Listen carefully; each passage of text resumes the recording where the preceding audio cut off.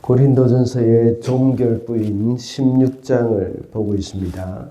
어제 우리가 살펴본 본문은 예루살렘 교회를 위한 연보, 그리고 또 바울이 고린도 교회를 방문할 때 그 연보를 이렇게 미리 다 준비해 놓으라고 하면서 그 바울의 방문 계획을 이야기하고 있고, 그와 함께 디모데를 그들에게 먼저 보낸다고 말을 하고 있습니다. 그 말씀을 통해서 공동체에 관한 사도 바울의 사랑을 나타내 보여주고 있습니다. 그리고 사도 바울도 역시 고린도 교회 공동체에게 예루살렘 교회를 위한 헌금을 지시하면서 디모데를 잘 배려해 줄 것을 말하고 있습니다. 성도의 사랑은 이렇게 밖으로 흘러가야 하고 서로에 대한 배려가 있어야 한다고 했습니다. 그리고 성도의 사랑은 사려가 깊어야 한다고 했습니다. 오늘 우리가 읽은 본문에서는 사도 바울의 마지막 권면과 문안인사, 그리고 축도를 기록하고 있습니다. 사도 바울의 마지막 권면에는 지금까지 고린도 교회 성도들에게 주는 모든 교훈에 대한 그 마무리입니다. 그래서 오늘은 마지막 권면이라는 제목으로 말씀을 살펴보겠습니다. 첫째로 모든 일을 사랑으로 해야 합니다. 14절 말씀입니다. 모든 일을 사랑으로 하십시오.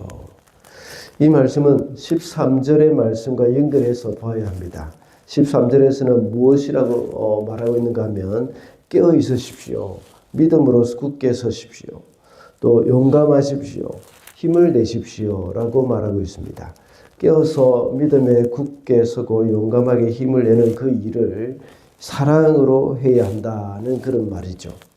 우리가 믿음으로 과감하게 밀고 나갈 경우에 일이 잘 이루어질 수도 있습니다. 일의 추진이 잘 될 수도 있는 것이죠. 그러나 그 안에 사랑이 없으면 사람이 다치게 되고 서로의 마음이 상하게 될 수가 있습니다. 사도 바울도 한편으로 보면 아주 추진력이 있는 사람이었습니다. 하나님이 그에게 맡겨주신 사명을 감당함에 있어서 생명을 조금도 귀한 것으로 여기지 않는 사람이었습니다. 그래서 죽을 때까지 복음을 전하면서 살았습니다. 그러나 그는 마가를 용납하지 못했습니다. 1차 전도여행 중에 포기하고 돌아가 버렸기 때문입니다. 그래서 2차 전도여행 때는 그 나고자 마가를 데려가지 않으려고 바나바와 심히 다툰 적이 있었습니다. 나중에 그는 마가를 가리켜 나의 일에 유익하다 하고 말했습니다. 그 사실을 뉘우친 것을 알 수 있습니다. 모든 일은 사랑으로 하라는 말은 우리가 잘 알고 있는 고린도전서 13장의 말씀과도 같습니다.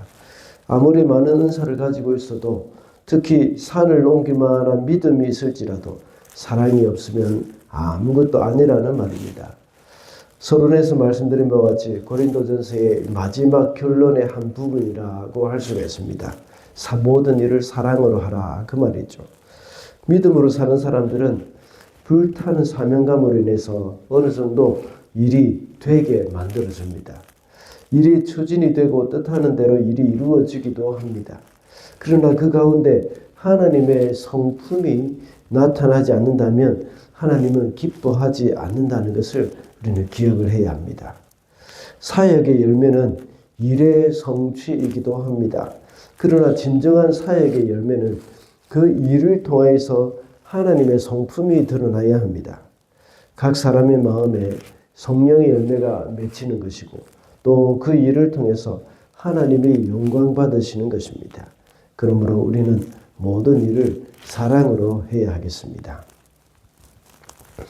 둘째로 수고하는 사람에게 순종해야 합니다. 15절과 16절입니다.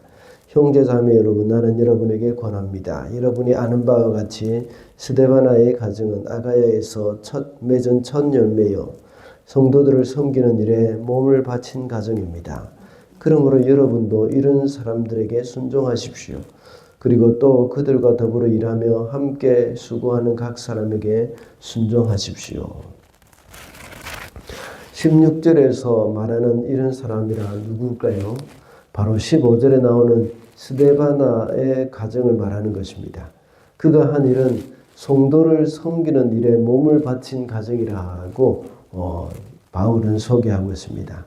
스데바나 가정이 고린도 교회를 어떻게 섬겼는지에 대해서는 구체적으로 잘 알 수는 없습니다.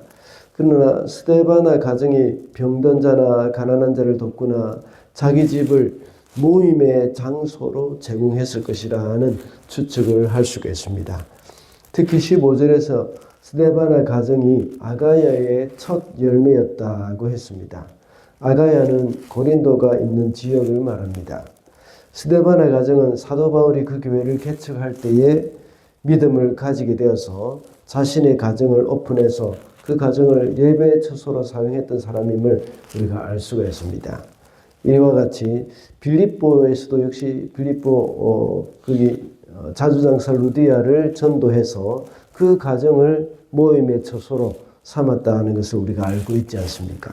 그러면서 사도 바울은 이런 사람에게 순종하고 그들과 더불어 일을 하며 함께 수고하는 각 사람에게 순종하라 하고 말을 합니다. 사도 바울이 이 사람에게 순종하라는 것은 이 사람의 섬김을 귀하게 보고 있기 때문입니다. 그는 성도를 섬기는 일에 몸을 바친 사람이었기 때문입니다. 스데바나가 직분자라는 말이 기록되어 있지는 않습니다. 그렇지만 그는 이렇게 귀하게 섬기고 있다는 것을 알 수가 있는데, 직분자이기 때문에 우리가 순종하고 섬겨야 한다는 말이 아니라 이렇게 공동체를 위해서 섬기는 것, 그것을 귀하게 여기고 거기에 이렇게 순종하라는 것입니다. 직분자가 아니라고 하더라도 공동체를 위해서 섬기는 일로 몸을 바치는 사람이 있다면 그 사람에게 순종하라는 것이죠. 공동체 안에서 성도를 섬기는 일로 몸을 바친 사람으로 인해서 그 공동체는 얼마나 큰 복을 받은 것인지 우리는 기억을 해야 하겠습니다. 우리는 이런 사람들을 귀하게 여길 줄 알아야 합니다. 교회 안에서 자신이 높아지기만 원한다면 그런 사람들은 존경받지 못할 수도 있을 것이며 그런 사람에게 순종할 수는 없을 것입니다. 순종하더라도 마음으로 순종하기는 어려울 것입니다. 자기만 높아지기를 원하기 때문에 그렇죠. 사도 바울은 갈라디아서 5장 13절에서 사랑으로 서로 종노릇하라 하고 했습니다.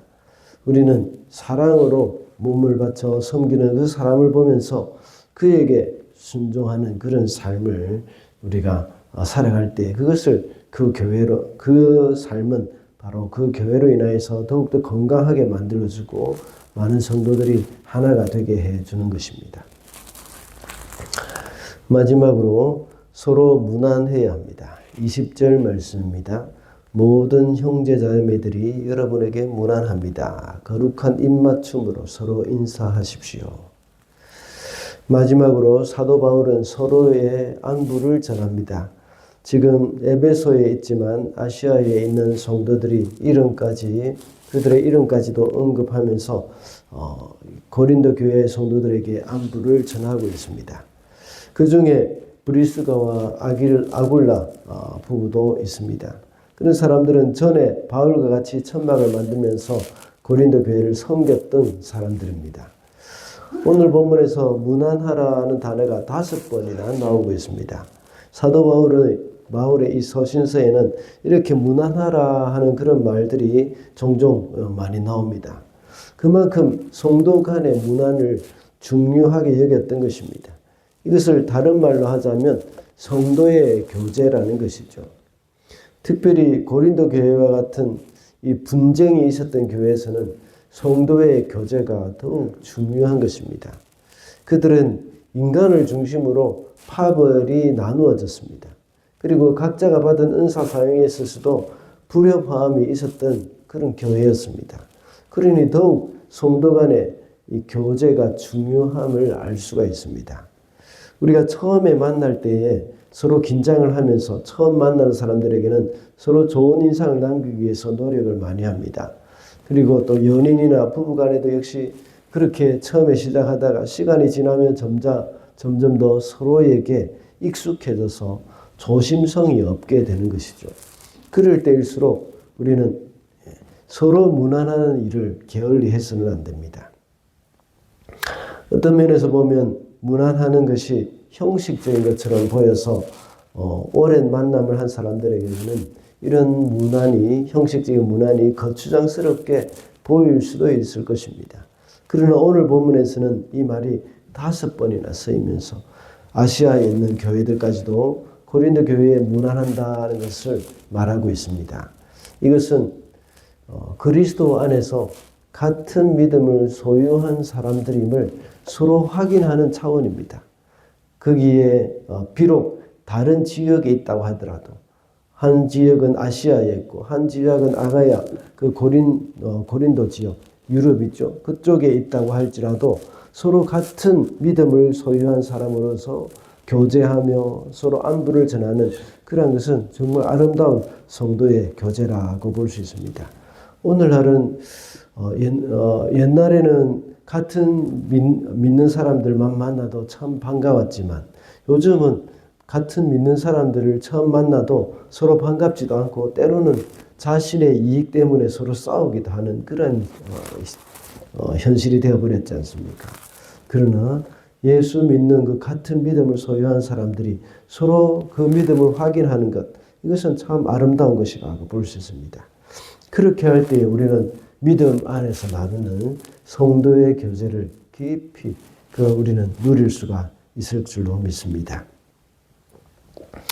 말씀을 맺겠습니다. 오늘은 고린도전서의 마지막 시간으로서 마지막 권면이라는 제목으로 말씀을 살펴봤습니다. 사도 바울이 고린도 교회 성도들에게 한 이런 마지막 권면은 그만큼 또 중요하다는 의미이기도 합니다. 우리도 역시 모든 일을 사랑으로 하고 수고하는 자들에게 순종하면서 성도들 간의 아름다운 교제가 이루어지도록 힘을 써야 하겠습니다.